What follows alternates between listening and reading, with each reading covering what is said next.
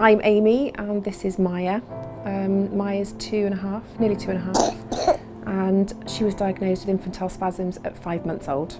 After a normal pregnancy and birth, Maya at 5 months old had a slight virus, and I noticed that she was doing some crunch type movements and her arms and her legs were coming inwards. And I'd never seen it before, even though I've got 2 other children.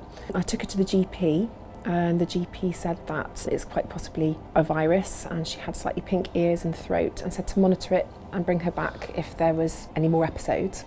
The episodes got stronger and more frequent, so I took her back to the GP a few days later with video footage that I'd managed to capture of her doing these movements. The doctor that we saw was aware of infantile spasms and sent us straight to the paediatric unit at the Children's Hospital, where we were diagnosed on the same day and put onto treatment.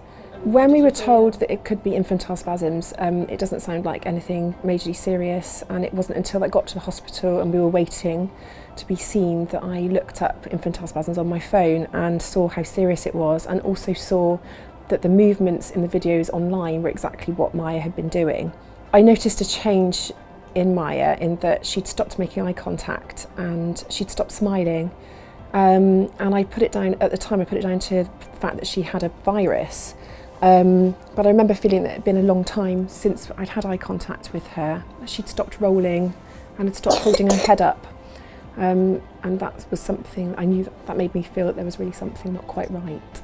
We were really lucky in terms that they were very, very helpful at the hospital and immediately knew what to do.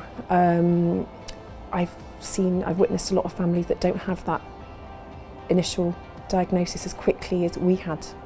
I think it was within a week of the spasms presenting to being diagnosed, so we were very lucky that it was so quick. The following weeks and months were really hard.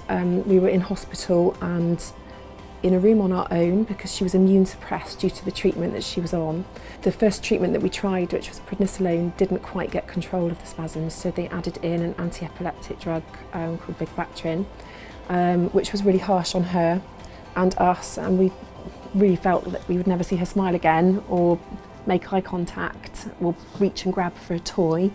So yeah, it was very hard. It was a very dark place, and there was one support forum on Facebook, which was the international support group, where I managed to meet some other UK families, and together we formed the UK Infantile Spasms Trust. The nurses were coming into our room having never seen infantile spasms before, so it did make you feel very, very alone.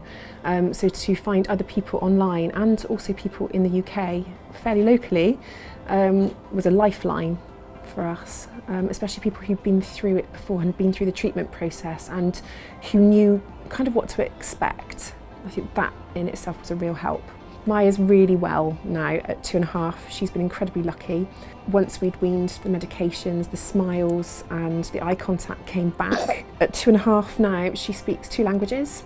She runs everywhere, and we're hopeful that she's got a chance at a really great future. My advice to parents who suspect that their baby has infantile spasms is to get some really clear video footage, which includes the whole of the baby's body, so you can see their eyes, their arms and legs, and to seek medical attention at your nearest A&E, and then to find us on the UK Infantile Spasms Trust Facebook page, where we can offer support, speak to people.